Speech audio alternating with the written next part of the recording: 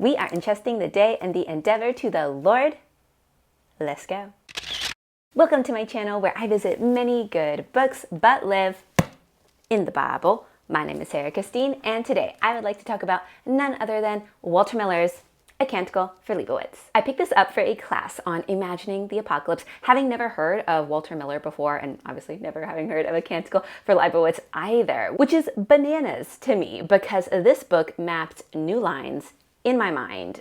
No lie, there is now a distinct pre-canticle and post-canticle divide in my life. Truth be told, it is kind of a hard book to summarize, but I'm gonna try. We pick up 600 years after a nuclear war termed the Flame Deluge made the earth a wasteland. The war was quickly followed by a period of simplification when the survivors, who were less or uneducated, went berserk on the eggheads and people who were even just literate because they viewed them as kind of being responsible for the planet's immolation. Which I can kind of understand because, yes, big brains can be big bad. I mean, a good chunk of my Wrinkle in Time review was about exactly that.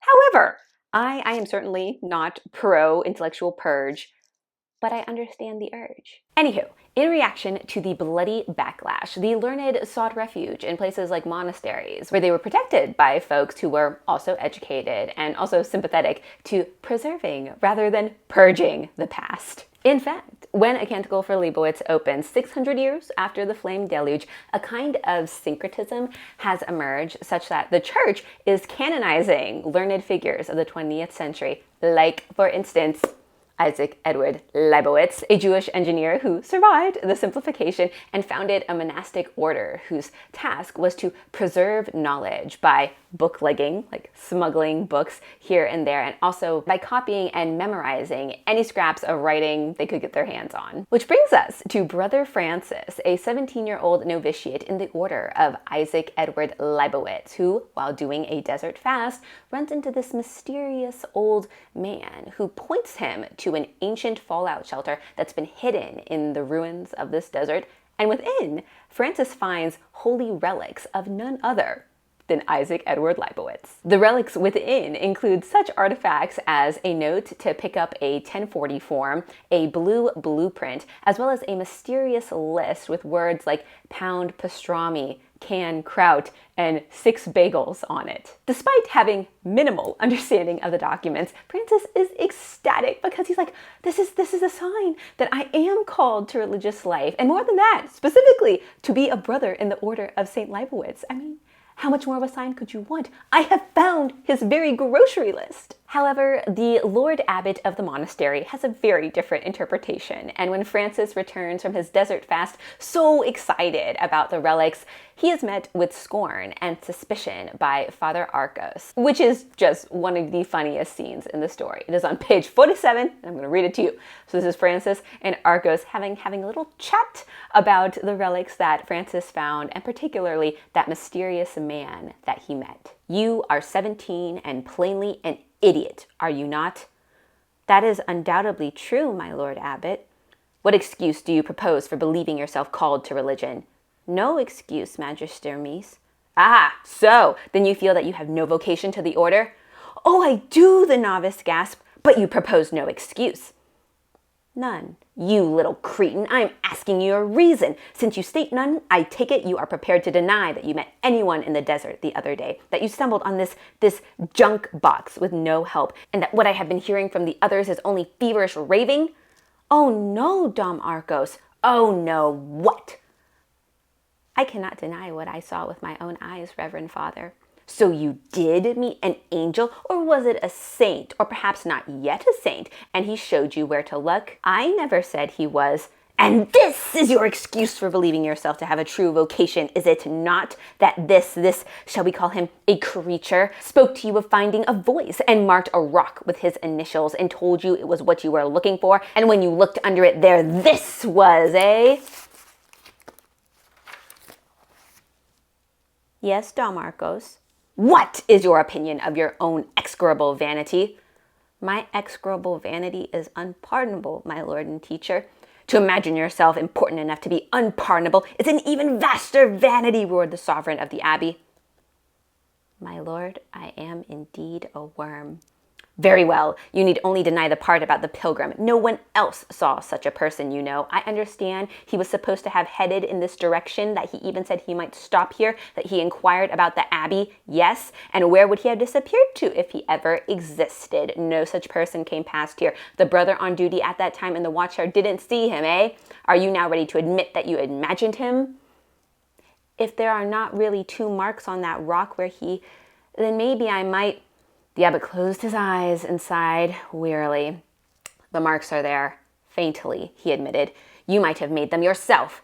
No, my lord. Will you admit that you imagined the old creature? No, my lord. Very well. Do you know what is going to happen to you now? Yes, Reverend Father. Then prepare to take it.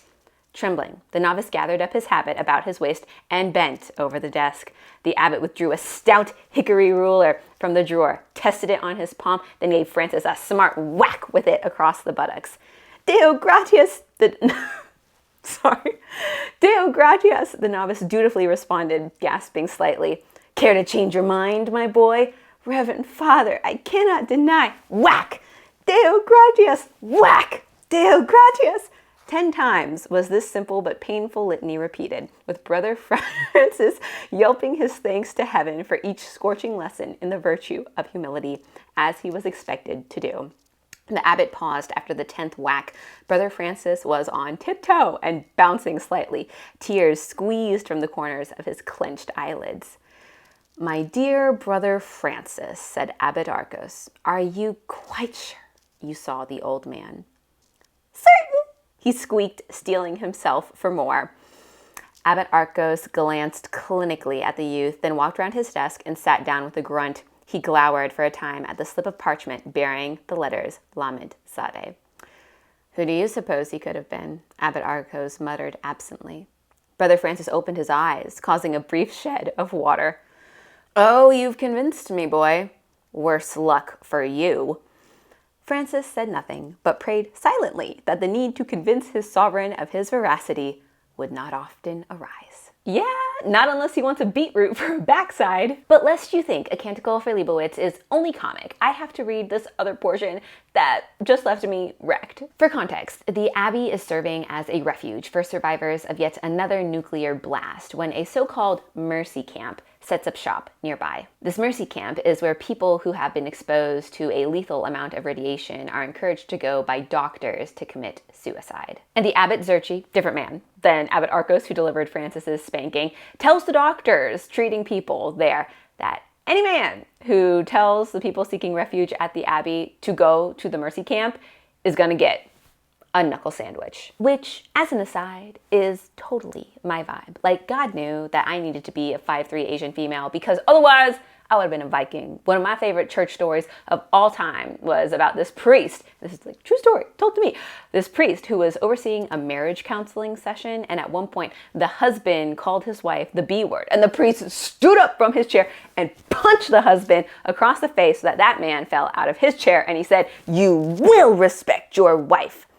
And I was like, I vibe. Anywho, one of the doctors decides to cross Abbot Zerchi's red line by telling a young mother with her baby to go and commit suicide because the amount of radiation they've taken in means that he can't do anything more for them. When Abbot Zerchi finds out, he's like, I will deal with you later. But first he goes to the young mother and tries to reason with her. And this is that scene.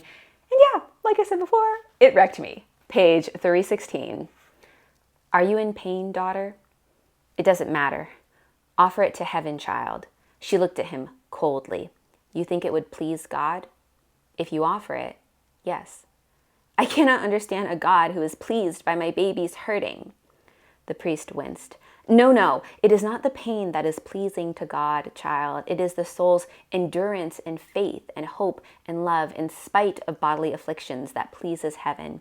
Pain is like negative temptation. God is not pleased by temptations that afflict the flesh. He is pleased when the soul rises above the temptation and says, "Go, Satan."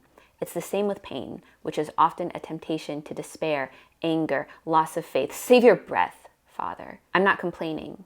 The baby is. But the baby can't understand your sermon. She can hurt, though.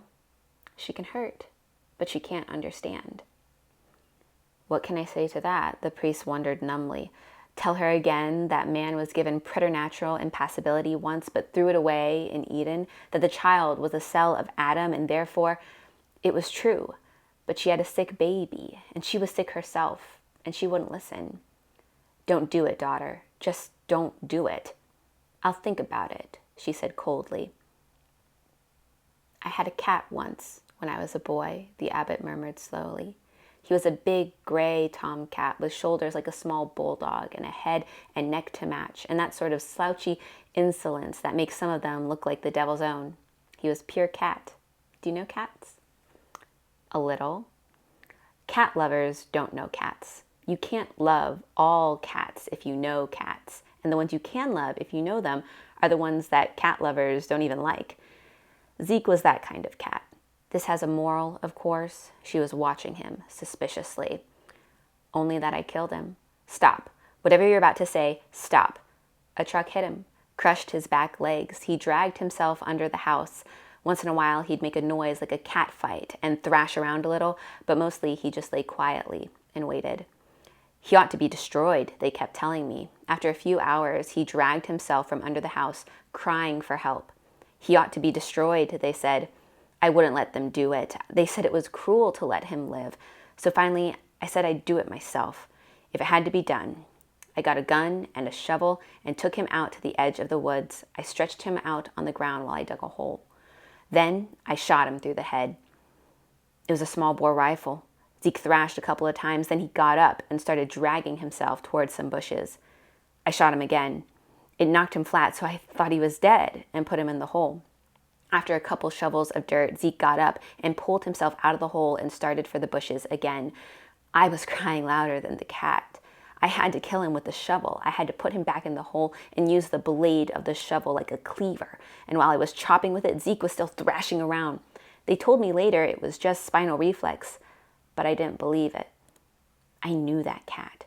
He wanted to get to those bushes and just lie there and wait. I wish to God that I had only let him get to those bushes and die the way a cat would if you just let it alone, with dignity. I never felt right about it. Zeke was only a cat, but shut up, she whispered. But even the ancient pagans noticed that nature imposes nothing on you that nature doesn't prepare you to bear. I agree with Abbot Zerchi, but that portion gutted me. And it's wild to me that the same man who wrote with such mirth about a monk getting spanked also wrote with such heart about living in and amidst pain. In the same book, no less. This book, which, if it isn't clear by now, I highly recommend. Also, please share if you have any other sort of sci-fi recs, because having now read several that really knocked it out of the park for me, like A Hitchhiker's Guide to the Galaxy, The Martian, Do Androids Dream of Electric Sheep, and A Canticle for Leibowitz, I'm like, what else should I read? And now for what I'd like to talk about in greater depth, 3 things that destroy everything. Though, to be clear, this is not an exhaustive list. These are just 3 that emerge from reading the seminal apocalyptic fiction text, A Canticle for Leibowitz. First thing that destroys everything is a failure of knowledge. And on page 62, we get a little bit of backstory about how failures of knowledge led to the flame deluge. It was said that God, in order to test mankind, which had become swelled with pride, as in the time of Noah, had commanded the wise men of that age, among them the blessed Leibowitz, to devise great engines of war, such as had never before been upon the earth, weapons of such might that they contained the very fires of hell, and that God had suffered these magi to place the weapons in the hands of princes, and to say to each prince, only because the enemies have such a thing have we devised this for thee, in order that they may know that thou hast it also, and fear to strike. See to it, my lord, that thou fearest them as much as they shall now fear thee, that none may unleash this dread thing which we have wrought. But the princes, putting the words of their wise men to naught, thought each to himself, if I but strike quickly enough and in secret, I shall destroy those others in their sleep, and there will be none to fight back. The earth shall be mine. Such was the folly of the princes, and there followed the flame deluge. When I read that, I was instantly reminded of an interview I'd seen just a week prior where the CEO of a defense company was asked what causes war. And he said very simply, historically, wars happen when there is a misunderstanding about who would win. If everyone knows and agrees what the outcome is going to be, there's no fighting. There's either deterrence by the stronger party or capitulation by the weaker party. War, the CEO said, happens when instead of there being a consensus about who would be victorious, there is either a mismatch or a lack of information that leads one or more of the parties to believe that they would be the ones to get victory. That was certainly the case with the princes of the 20th century. They all thought, I'm gonna win this thing, which was a failure of knowledge. Clearly, but their gross misunderstanding about who would be victorious only accounts for half of their knowledge fail. The other half can be accounted for by how the knowledge they, or more likely their scientists, had amassed was then mishandled in such spectacular fashion that they pretty much destroyed the planet. That knowledge fail wasn't just epic, it was apocalyptic. And what a Canticle for Leibowitz helped me see was that there are different kinds of knowledge fails, but they all cause difficulties. For instance, when we fail to rightly grasp reality, that's a failure of knowledge called misunderstanding. When we fail to rightly use the knowledge we do have, that's a knowledge fail called mishandling. Obviously, both were at play in the 20th century. And as I was thinking about the relationship between the two, misunderstanding and mishandling, the song Epitaph by rock band King Crimson came to my mind because in it, there's this line where they say, "Knowledge is a deadly friend when no one sets the rules. The fate of all mankind, I see, is in the hands of fools." And as Psalm 14:1 tells us, fools are those who say in their heart, there is no God, which is, in my opinion, a serious misunderstanding of reality, which then leads, as King Crimson says, and as Canticle for Leibowitz depicts, to a serious mishandling. Nuclear apocalypse, for instance. So how can we minimize this risk of misunderstanding and mishandling? We get to know Jesus. I'm so serious, because we're told in Proverbs 9:10 that the fear of the Lord is the beginning of wisdom, and knowledge of the Holy One is understanding. You want understanding, not misunderstanding? You get to know God. And the best way to get to know him, in my experience, is through his word, which we are told in Isaiah 55:11 does not return void, but it accomplishes what he purposes it and prospers in what he sends it to do. Therefore, if you take God's word into you and get to know it and him, you will have an understanding that does not lead to mishandling, because his word does not return void. It accomplishes what he purposes it and prospers in what he sends it to do. And what did God send his word made flesh, into the world to do? It wasn't to deploy nukes. It was, per John 3:16, to save me and you. The second thing that destroys everything is a lack of love. In the second part of A Canticle for Leibowitz, we are introduced to a man called Taddeo, a cousin to the power-hungry, ruthless mayor, basically King Hannigan, and a scholar so renowned that he is basically expected to single-handedly bring the world out of the dark ages they have been in since the simplification.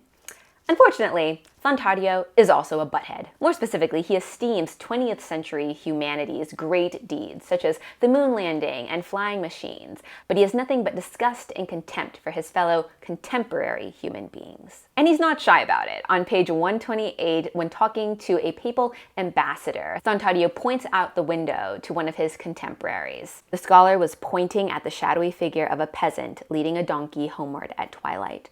The man's feet were wrapped in sackcloth, and the mud had caked about them so that he seemed scarcely able to lift them.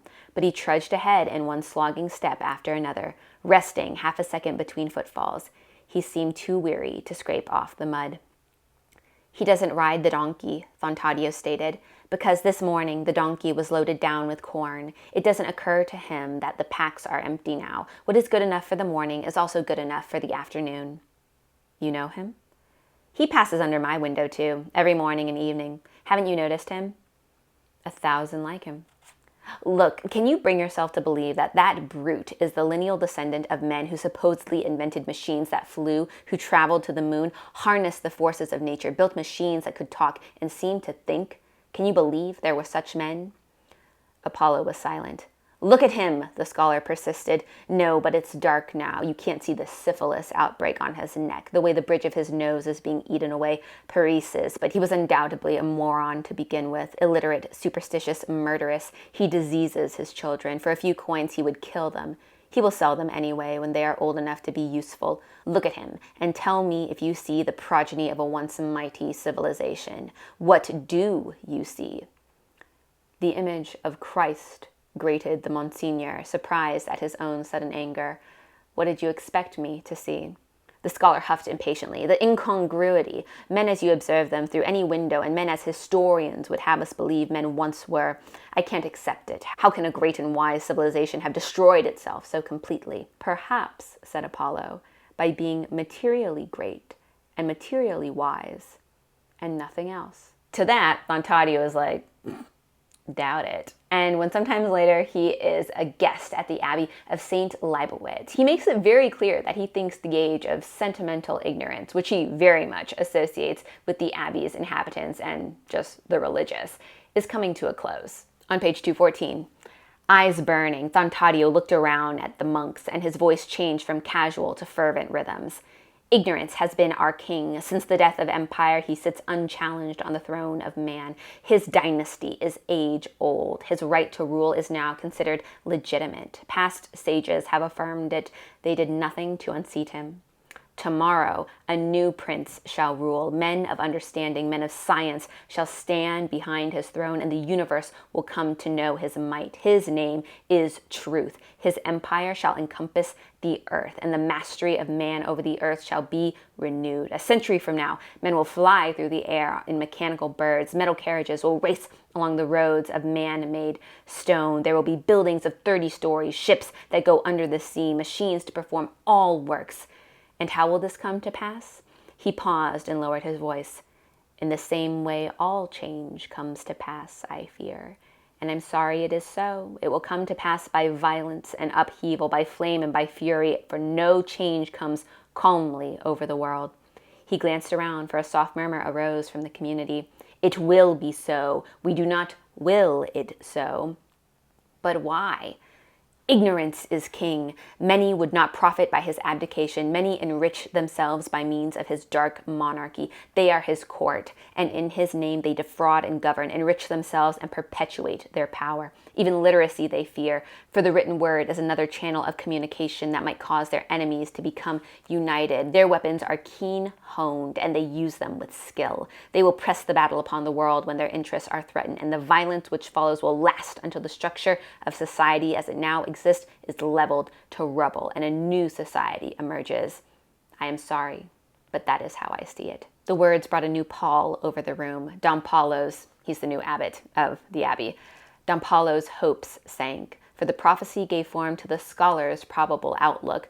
Thontadio knew the military ambitions of his monarch and cousin, Hannigan. He had a choice to approve of them, to disapprove of them, or to regard them as impersonal phenomena beyond his control, like a flood, famine, or whirlwind. Evidently, then, he accepted them as inevitable to avoid having to make a moral judgment. Let there be blood, iron, and weeping. How could such a man thus evade his own conscience and disavow his responsibility? And so easily the abbot stormed to himself. But Don Paulo, shortly thereafter, answers his own question about how such a brilliant man could completely abdicate his responsibilities. On page 238, Don Paulo thinks to himself when bidding Thontadio adieu. Neither infinite power nor infinite wisdom could bestow godhood upon men. For that, there would have to be infinite love as well. And when it comes to love, Thontadio the wise and his cousin Hannigan the powerful are fresh out. And it is that lack of love that explains both Thontadio's indifference and Hannigan's tyrannousness. Because when there is a lack of love, there will be an absence of help and an abundance of harm. How do I know this? Well, in 2 Corinthians 5:14, we are told that the love of Christ compels us. That is, it moves us to act instead of just sit back. However, there are other translations of that same verse which say the love of Christ constrains us. That is, it holds us back from going, for instance, full tyrant. And I think that difference in translation actually reveals a deeper truth, which is that it is both and. Love both compels us and constrains us. And when such compelling and constraining love is lacking, everything starts cracking. I'm going to date myself, but when I was coming up, the Black Eyed Peas were huge in the music scene, and I still find myself thinking of their songs pretty frequently. In particular, their song, Where is the Love? And the relevant lyrics here are people killing, people dying, children hurt, you hear them crying. Would you practice what you preach? Would you turn the other cheek? Father, Father, Father, help us. We need some guidance from above because people got me questioning, where is the love? Would you practice what you preach? I.e., would you be compelled to help in times of need? And would you turn the other cheek? I.e., would you constrain your violent and potentially tyrannical instincts? Without love, both of these are impossibilities. But praise God, who is love and loved us first. And because of his love, we are told in 1 John 4:19, we can love others instead of just shrugging at or causing more hurt. Alrighty, number 3. The third thing that destroys everything, as seen in a Canticle for Leibowitz, is a pivot of pursuit. Before Thontatio arrived at the Abbey of St. Leibowitz, the monks did their best to roll out that proverbial red carpet. Because not only is he cousin to the power-hungry Hannigan, he is also a generational intellect, and the monks want to impress him. Now, a big part of rolling out that red carpet is getting their library, where they've amassed all these documents ready for Thontatio's perusal. But more than that, there's one brother in particular, Brother Kornhauer, who's eager to show Thontatio the light bulb that he has invented, something that not even Thontatio has achieved. And Brother Kornhauer is like, well, even if he doesn't like it, it will make it easier for him to read. However, the librarian of the Abbey, Brother Armbruster, is not so keen on the integration of this electricity because he sees it as a desecration of the library. And he and Brother Kornhauer are getting into it to the extent that the abbot of the Abbey, Don Paulos, has to come in and mediate between the two men. On page 150, Brother Kornhauer tells Don Paulo, Brother Armbruster doesn't want anything moved. He keeps mumbling about witchcraft and the like. It's not easy to reason with him. His eyes are half blind now from reading by dim light, and yet he says it's devil's work we're up to. I don't know what to say. Don Paulo frowned slightly as they crossed the room towards the alcove where Brother Armbruster still stood glowering upon the proceedings. Well, you've got your way now, the librarian said to Kornhauer as they approached. When'll you be putting in a mechanical librarian, brother? We find hints, brother, that once there were such things, the inventor growled. In descriptions of the Machina Analytica, you'll find reference to... Enough, the abbot interposed. Then to the librarian. Thontatio will need a place to work. What do you suggest? Armbruster jerked one thumb towards the natural science alcove. Let him read at the lectern in there like anyone else. What about setting up a study for him here on the open floor, Father Abbot? Kornhauer suggested in hasty counterproposal. Besides a desk, he'll need an abacus, a wall slate, and a drawing board. We could partition it off with temporary screens. I thought he was going to need our Leibowitzian references and earliest writings, the librarian said suspiciously. He will. Then he'll have to walk back and forth a lot if you put him in the middle. The rare volumes are chained, and the chains won't reach that far. That's no problem, said the inventor. Take off the chains. They look silly anyhow. The schismatic cults have all died out or become regional. Nobody's heard of the Pancratian military order in 100 years. Armbruster reddened angrily. Oh, no, you don't, he snapped. The chains stay on. But why? It's not the book burners now, it's the villagers we have to worry about. The chains stay on. Kornhauer turned to the abbot and spread his hands. See, my lord? He's right, said Don Paulo. There's too much agitation in the village. The town council expropriated our school, don't forget. Now they've got a village library, and they want us to fill its shelves. Preferably with rare volumes, of course. Not only that, we had trouble with thieves last year. Brother Armbruster's right. The rare volumes stay chained. All right, Kornhauer sighed, so I'll have to work in the alcove. Now where do we hang your wondrous lamp? The monks glanced towards the cubicle. It was one of the 14 identical stalls sectioned according to subject matter, which faced the central floor. Each alcove had its archway, and from an iron hook embedded in the keystone of each arch hung a heavy crucifix. Well, if he's going to work in the alcove, said Cornhauer, we'll just have to take the crucifix down and hang it there temporarily. There's no other— Heathen, hissed the librarian. Pagan, desecrator. Armbruster raised trembling hands heavenward. God help me, lest I tear him apart with these hands. Where will he stop? Take him away, away! He turned his back on them, his hands still trembling aloft. Don Paulo himself had winced slightly at the inventor's suggestion, but now he frowned sharply at the back of Brother Armbruster's habit. He had never expected him to feign a meekness that was alien to Armbruster's nature, but the aged monk's querulous disposition had grown definitely worse. Brother Armbruster, turn around, please. The librarian turned. Now drop your hands and speak more calmly when you— But Father Abbot, you heard what he— Brother Armbruster, you will please get the shelf ladder and remove that crucifix. The color left the librarian's face. He stared speechless at Don Paulo. This is not a church, said the abbot. The placement of images is optional. For the present, you will please take down the crucifix. It is the only suitable place for the lamp, it seems. Later, we may change it. Now, I realize this whole thing has disturbed your library and perhaps your digestion, but we hope it's in the interest of progress. If it isn't, then you'd make our Lord move over to make room for progress. Brother Armbruster, why don't you just hang the witchlight around his neck? The abbot's face went frigid. I do not force your obedience, brother. See me in my study after Compline. The librarian wilted. I'll get the ladder, Father Abbot, he whispered, and shuffled unsteadily away. Don Paulo glanced up at the Christ of the Rood in the archway. Do you mind? He wondered. Personally, I think Christ does mind, not because his pride is pricked at the removal of a crucifix, but because he knows how ludicrous and disastrous it is to replace the giver with the gift.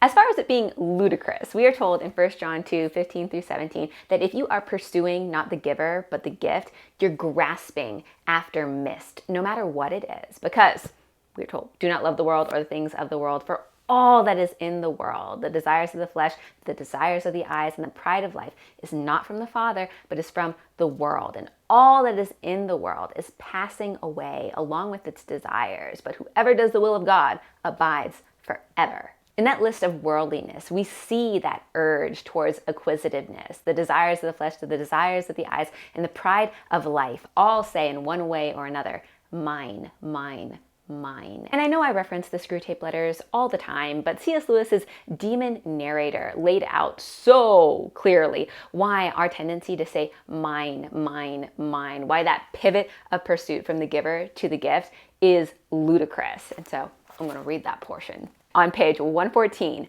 Demon says, and all that time, the joke is that the word mine, in its fully possessive sense, cannot be uttered by a human being about anything. In the long run, either our Father, that's the devil, or the enemy, that's God, will say mine of each thing that exists, and specially of each man. They will find out in the end, never fear, to whom their time, their souls, and their bodies really belong. Certainly not to them, whatever happens. At present, the enemy says mine of everything on the pedantic, legalistic grounds that he made it.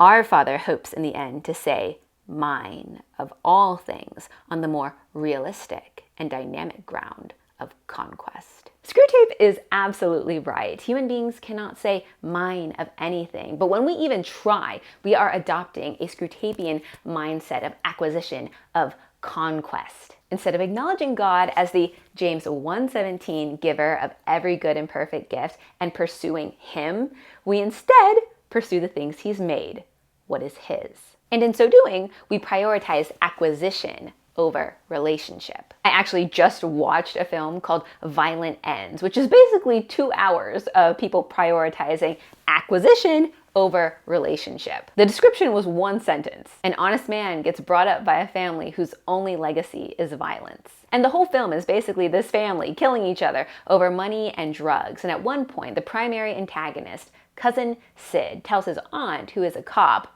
business is business. Someone gets in your way, you get him out of your way. That attitude is the ultimate fruit of the pivot of pursuit that goes from pursuing God, the giver, to pursuing the gift, that goes from pursuing him to pursuing what is his. And as Violent Ends and A Canticle for Leibowitz depicts, it's incredibly destructive. 10 out of 10, do not recommend. What I would recommend you do is pursue the one who said, as Paul writes in 2 Corinthians 12:14, I am not seeking what is yours, but you.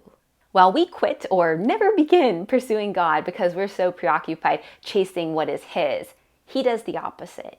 He says, I'm not seeking what is yours, but you. Sorry to bust your bubble, but God is not interested in what you can give to or do for him. We are told in Acts 17:25 that he is not served by human hands as if he had need of anything, but he himself gives everyone life and breath and everything else. God says, again, I am not seeking what is yours, but you. I have given you life and breath and everything else, including my own son, so that you don't have to go to hell. All of that said, if you find yourself misunderstanding, mishandling, indifferent, tyrannous, saying mine, mine, mine, and you realize, I'm destroying my and other people's lives, I pray that you would receive and believe in Jesus, the crucified and risen King who gives us life and breath and everything, and that you would run to him, our one and only refuge from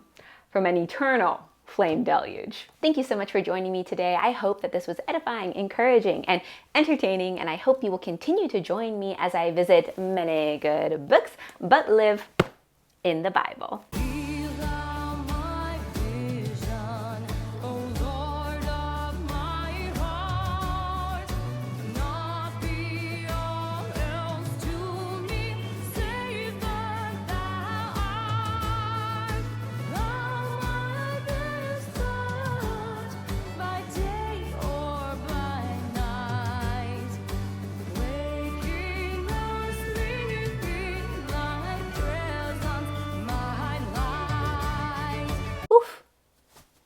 Snoweth.